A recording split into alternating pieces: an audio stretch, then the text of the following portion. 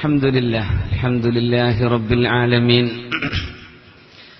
الحمد لله نحمده ونستعينه ونؤمن به ونستغفره ونستهديه ونعوذ بالله من شرور أنفسنا ومن سيئات أعمالنا.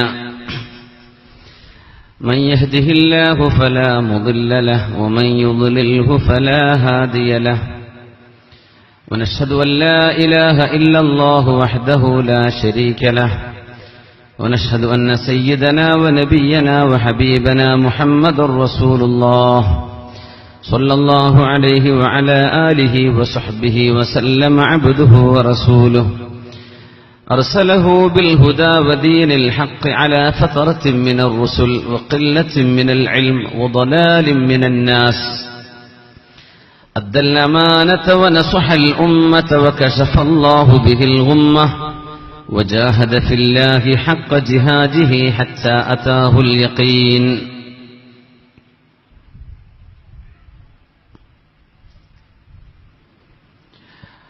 أعوذ بالله من الشيطان الرجيم. بسم الله الرحمن الرحيم.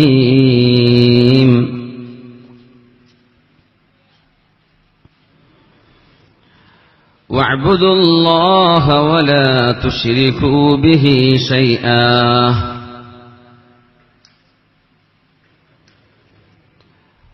واعبدوا الله ولا تشركوا به شيئا وبالوالدين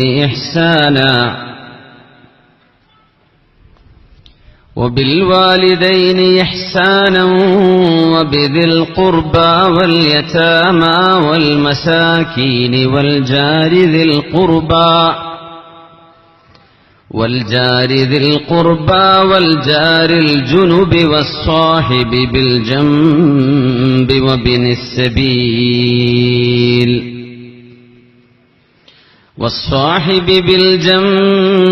وابن السبيل وما ملكت أيمانكم إن الله لا يحب من كان مختالا فخورا. الذين يبخلون ويأمرون الناس بالبخل ويكتمون ما آتاهم الله من فضله وأعتدنا للكافرين عذابا مهينا. بارك الله لي ولكم بالقرآن العظيم ونفعني وإياكم بما فيه من الآيات والذكر الحكيم وعصمني وإياكم برحمته من الشيطان الرجيم. വളരെ ബഹുമാന്യരായ പണ്ഡിത മഹത്തുക്കളെ, മുട്ടം മുസ്ലിം ജമാഅത്ത് കമ്മിറ്റിയുടെ ഭാരവാഹികളും അതിന്റെ ഗുണകാംക്ഷികളും ഈ പരിസര പ്രദേശത്തു നിന്നൊക്കെ ഈ ഹ്യൂമിഡിറ്റിയുള്ള രാത്രിയിൽ അള്ളാഹുവിന്റെ ദീൻ പഠിക്കാൻ വേണ്ടി വളരെ നേരത്തെ തന്നെ എത്തിച്ചേർന്ന എന്റെ ബഹുമാന്യരായ സഹോദരന്മാരെ, സഹോദരിമാരെ, അള്ളാഹു ഈ ഇരുത്തം നമ്മിൽ നിന്ന് സ്വാലിഹായ അമലായി സ്വീകരിച്ച് അനുഗ്രഹിക്കട്ടെ. ആമീൻ യാ റബ്ബൽ ആലമീൻ. മുമ്പെന്ന ഒരു ഡിജിറ്റൽ ക്ലാസിന്റെ ഉദ്ഘാടനത്തിന് വന്നത് ഓർമ്മ വന്നു. അന്നൊരു മയ്യത്ത് അവിടെ വന്നിരുന്നല്ലേ. അള്ളാഹു അവർക്കും അതുപോലെ നമ്മുടെ പള്ളിയുടെ ചുറ്റുവട്ടത്ത് മറവ് ചെയ്യപ്പെട്ട് കിടക്കുന്ന, അതിനുശേഷം മരിച്ചവർ, അതിനു മുമ്പ് മരിച്ചുപോയവർ എല്ലാവരുടെയും ഖബറിടം അള്ളാഹു സ്വർഗ്ഗത്തോപ്പാക്കി കൊടുക്കട്ടെ. നമ്മുടെ പള്ളിയുടെ ഭാഗത്ത് നിശബ്ദമായ ഒരാൾക്കൂട്ടം വേറെയും നിൽക്കുന്നുണ്ട്. അങ്ങനെയാണ് മജ്ലിസിനെ മനസ്സിലാക്കുന്നത്. ഇത് ശബ്ദിക്കുന്ന ആൾക്കൂട്ടമാണ്. നിശബ്ദമായി നിൽക്കുന്ന ഒരാൾക്കൂട്ടം മരിച്ചുപോയ ആളുകളുടെ ആ ഒരു ഖബറിസ്ഥാൻ. ഒരുപാട് ആളുകൾ അവിടെ കിടക്കില്ലേ. നമുക്ക് ഭൂമിയുടെ മുകളിൽ ചൂടത്തിട്ട് നിൽക്കാൻ വയ്യ. ഖബറിലും കൂടെ അടച്ചു വെച്ചാൽ എന്തായിരിക്കും അവസ്ഥ എന്ന് ആലോചിച്ച് നോക്കി. ഇങ്ങനെ ഫാൻ ഇട്ടിട്ട് ഓപ്പൺ എയറിൽ നിൽക്കാൻ വയ്യ. ഖബർ എന്ന് പറയുന്നത് ഇമ്മാ റൗദത്തും മിൻ റിയാദിൽ ജന്ന വ ഇമ്മാ ഹുഫ്റത്തും മിൻ ഹുഫരിൻ നീറാൻ. ഒന്നുകിൽ സ്വർഗപ്പൂങ്കാവനമാണ്, അല്ലെങ്കിൽ നരകത്തിന്റെ കഷ്ണമാണെന്നാണ്. അള്ളാഹു അത് സ്വർഗത്തോപ്പാക്കി നമുക്ക് മാറ്റിത്തരട്ടെ. നമ്മളിന്ന് ചർച്ച ചെയ്യാൻ പോകുന്ന വിഷയം അയൽവാസികൾ തീരാത്ത കടപ്പാടുകൾ എന്നൊരു ശീർഷകമാണ്. അപ്പൊ കുറെ നല്ല കാര്യങ്ങൾ നമുക്ക് മനസ്സിലാക്കണം. അയൽപക്ക ബന്ധം എന്നത് അത്രയും വലിയ ഒരു ബന്ധമാണ് എന്ന് നമുക്ക് തിരിച്ചറിയണം. ആയിഷത്ത് സിദ്ദീഖ റളിയല്ലാഹു അൻഹ അവര് പറയാണ്, ഉമ്മുൽ മുഅ്മിനീൻ റളിയല്ലാഹു തആല അൻഹ, അന്നൊരിക്കൽ റസൂലുള്ളാഹി സ്വല്ലല്ലാഹു അലൈഹി വസല്ലം തങ്ങൾ എന്റെ കൂടെ താമസിക്കുന്ന ഒരു രാത്രിയാണ്. അവിടുത്തെ ഭാര്യമാർക്ക് നബി തങ്ങൾ അവിടുത്തെ ജീവിതം ദിവസങ്ങൾ ഓഹരി വെച്ചു കൊടുത്തിരുന്നു. അപ്പൊ എന്റെ രാത്രിയാണെന്ന് തങ്ങൾ എന്റെ വീട്ടിലാണ് താമസിക്കുക. തങ്ങൾക്ക് നല്ല ഭക്ഷണം ഉണ്ടാക്കി കൊടുക്കണം എന്ന് ഞാൻ ആഗ്രഹിച്ചു. ഞാൻ മാവൊക്കെ കുഴച്ച് തങ്ങൾക്ക് നല്ല അപ്പമൊക്കെ റെഡിയാക്കി വെച്ചിരിക്കുക. അങ്ങനെ വന്നപ്പോ റസൂലുള്ളാഹി സ്വല്ലല്ലാഹു അലൈഹി വസല്ലം തങ്ങൾ അന്വേഷിച്ച് ഒരാൾ വീട്ടിലേക്ക് വന്നു. അപ്പൊ തങ്ങൾ അയാളുടെ വിഷയം സംസാരിച്ചു കഴിഞ്ഞിട്ട് തങ്ങൾ പള്ളിയിൽ നിന്ന് റൂമിലേക്ക് കയറാം. റൂം എന്നത് അവരുടെ വീട്, ആയിഷ ബീവി റളിയല്ലാഹു അൻഹയുടെ വീടാണ്. നബി തങ്ങൾ അന്ത്യവിഷമം കൊള്ളുന്ന മദീന കണ്ടിട്ടില്ലേ?